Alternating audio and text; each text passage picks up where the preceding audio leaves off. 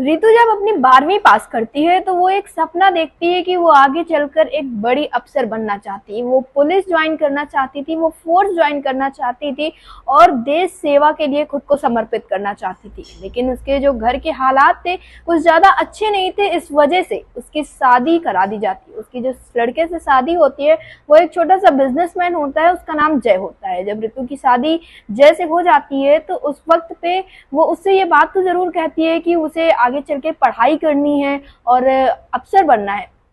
तो उस वक्त पे जय तो हामी भर लेता है, लेकिन बाद में कुछ चीजें ऐसी होती हैं।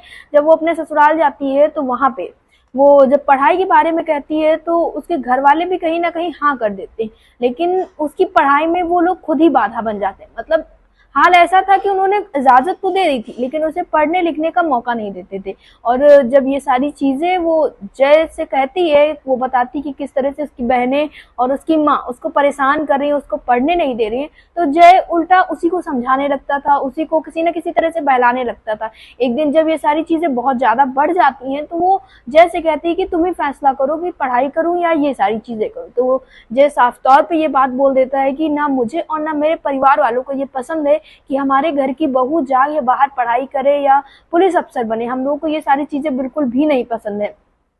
तो इस बात पर जो ऋतु होती है वो काफी गुस्सा होती है और इस वजह से दोनों के बीच में झगड़ा हो जाता है। फिलहाल ये झगड़ा उस दिन के बाद तो खत्म हो जाता है, लेकिन इन्हीं सारी वजहों से कभी कभी दोनों के बीच में आए दिन झगड़ा होता रहता था, जिस वजह से एक दिन ये झगड़ा इतना ज्यादा बढ़ता है कि जो जय होता है वो ऋतु को थप्पड़ मार देता है। जब वो थप्पड़ मारता है तो उसको इस बात का बहुत बुरा लगता है, क्योंकि बचपन से भले ही वो एक बहुत अमीर परिवार से नहीं थी लेकिन उसे बहुत मान सम्मान और इज्जत मिला था और अब उसका उस घर में घुटन होने लगा था। वो एकदम परेशान हो गई थी कि वो कैसे भी करके अपने जीवन को अच्छे से बिताना चाहती थी, वो इस जेल से निकलना चाहती थी। तो वो जब उसे थप्पड़ मारता है तो उसे बहुत बुरा लगता है। ये बात वो फोन कॉल करके अपने घर पे बताती है। जब उसके पिता को ये सारी बातें पता चलती हैं तो वो आते हैं यहाँ पे और उसके परिवार वालों को समझाने की कोशिश करते हैं, लेकिन जो जय के परिवार वाले होते हैं वो इसी चीज पे अड़े रहते हैं कि नहीं हम पढ़ने नहीं दे सकते। तो खैर वो कहते हैं ठीक है ये पढ़ाई छोड़ दी, लेकिन उसके बाद जब उसकी पढ़ाई छुड़वा दी जाती है उसके बाद भी जो उसके जय के परिवार वाले होते हैं वो ऋतु के ऊपर किसी न किसी तरह से अत्याचार करते रहते हैं। कुछ नहीं तो बस उसको इसी बात का हमेशा ताना देते रहते हैं कि तुम एक गरीब परिवार से हो। ये सारी चीजें जो होती हैं वो ऋतु को मानसिक रूप से काफी परेशान कर देती हैं और एक दिन वो ये सारी बातें अपने भाई को बताती है। जब वो ये सारी बातें अपने भाई को बताती है तो उसे बिल्कुल गवारा नहीं था कि उसकी बहन को कोई इस तरह से परेशान करे। वो जाता है उसके ससुराल और उसको उसके ससुराल से घर ले आता है। मायके जब ले आता है तो कुछ दिन तक तो कोई बात नहीं होती, उसके बाद फिर ये होता है कि कुछ लीगल स्टेप लिया जाएगा, जिस वजह से फिर ऋतु और जय का तलाक हो जाता है। उधर ऋतु और जय का तलाक होता है।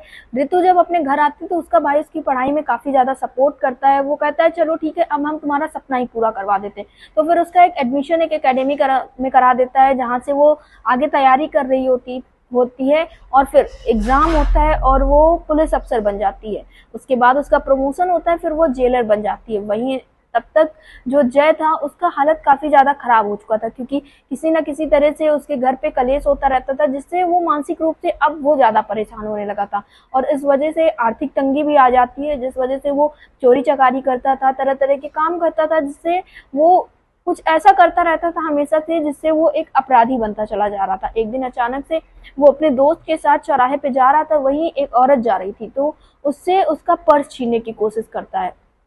तो जब वो पर्स छीनने का कोशिश करता है तो उस औरत का पति उसको बचाने लगता है। इस दौर में जो जय होता है वो अपने दोस्त की बंदूक निकालता है और उसको मार देता है। जिस वजह से उसको मार देता है तो उसी तुरंत वहां पे पुलिस आ जाती है और जय को गिरफ्तार कर लिया जाता है। फिलहाल जो वो व्यक्ति था उसको अस्पताल ले जाया जाता है, लोग उसकी देखरेख करते हैं, उसका इलाज होता है। इधर जय को गिरफ्तार कर लिया जाता है।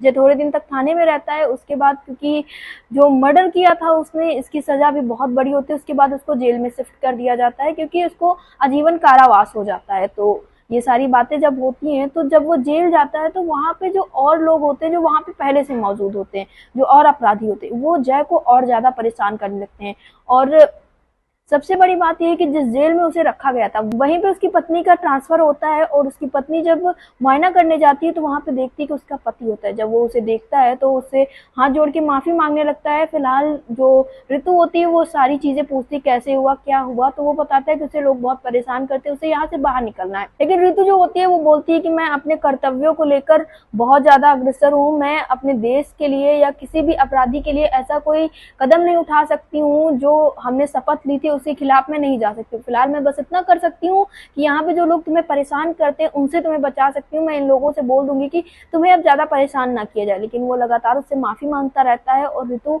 मना कर देती है। फिर ऋतु भी बताती है कि कैसे उसके छोड़ने के बाद से वो अपनी पढ़ाई करी थी और आगे चलकर ये पुलिस अफसर बनी। उसके बाद उसका प्रमोशन हुआ और वो जेलर बन गई। फिर और उसके बाद जब वो ऋतु से और ज्यादा घुलने मिलने की कोशिश करता है तो ऋतु साफ तौर पे इनकार कर देती है और ये बात बोल देती है कि यहाँ पे ये बात किसी को बताने की जरूरत नहीं है कि तुम मेरे पहले पति थे या तुमसे मेरा तलाक हुआ है। यहाँ पे हमारे रिश्ते के बारे में तुम कोई भी बात नहीं करोगे।